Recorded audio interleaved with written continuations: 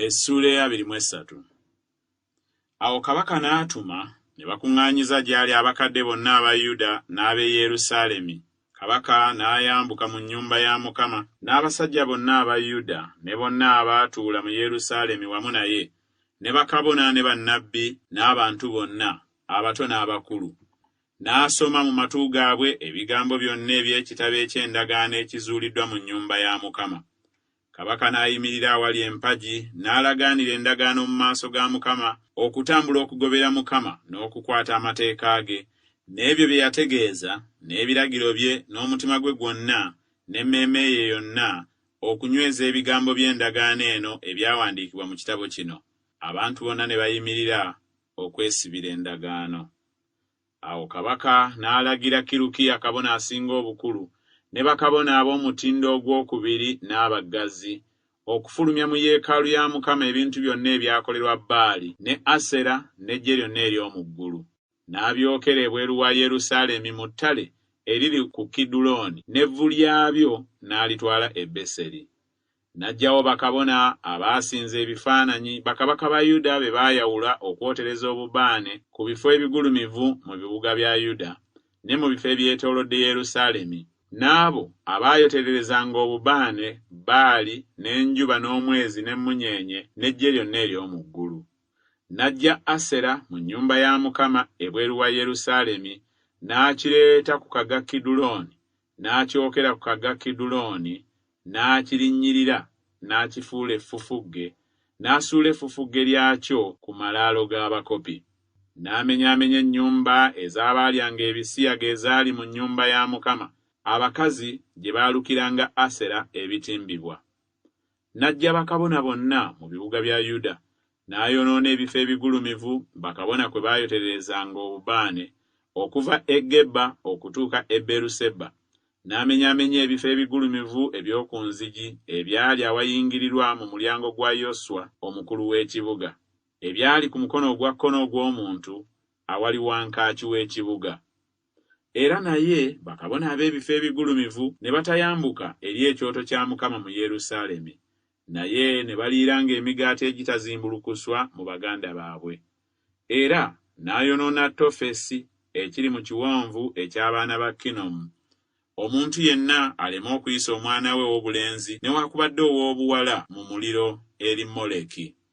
N'aggyawo embalaasi bakabaka ba Yuda ze baali bawadde enjuba awayingirirwa mu nnyumba ya Mukama, awali enju ya Nasanumereki omulaawe eyaliraana yeekaalu, n'ayokya amagaali g'enjuba omuliro. N'ebyoto ebyali waggulu ku nju eya waggulu eya Akazi, bakabaka ba Yuda bye baali bakoze, n'ebyoto Manaase bye yali akoze mu mpya zombi ez'ennyumba ya Mukama. Kabaka n'abimenyaamenya, n'abisindika wansi okubiggyayo, n'asuula enfuufu yaabyo mu kagga Kidulooni.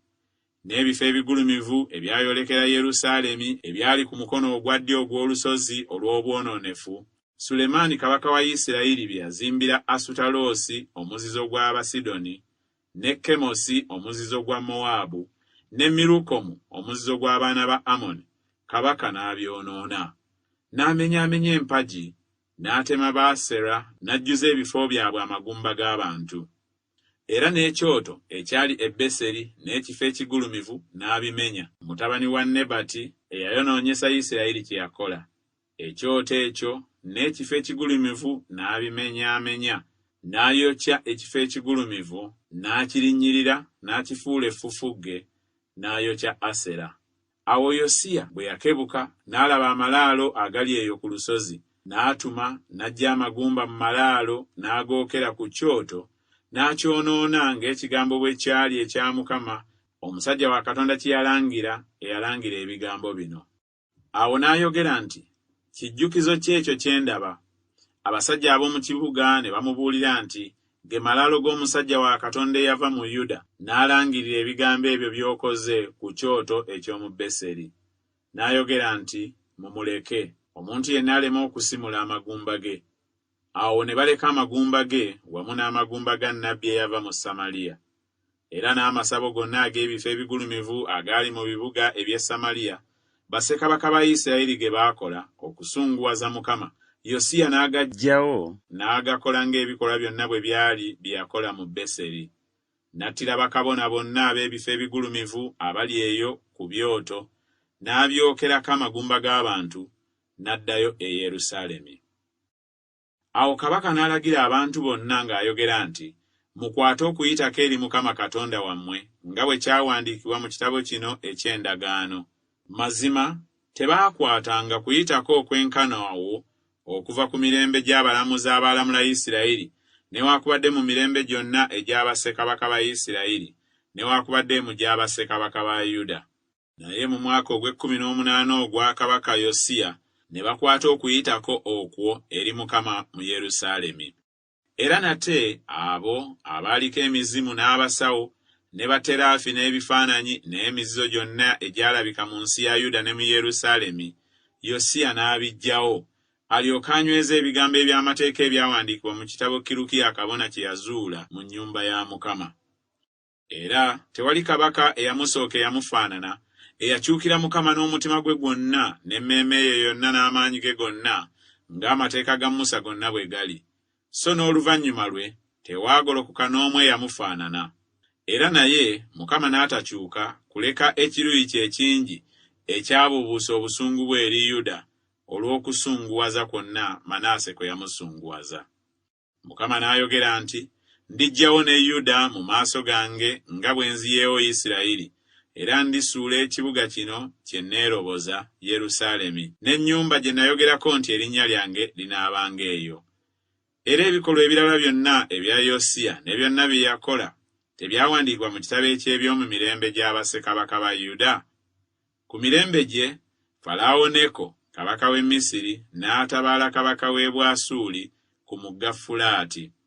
Yosiya n'amutabaala, n'amuttira e Megiddo bwe yamulaba.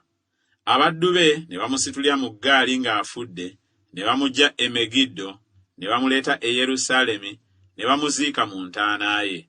Abantu ab'omu nsi ne batwala Yekoyakazi mutabani wa Yosiya, ne bamufukako amafuta ne bamufuula kabaka mu kifo kya kitaawe.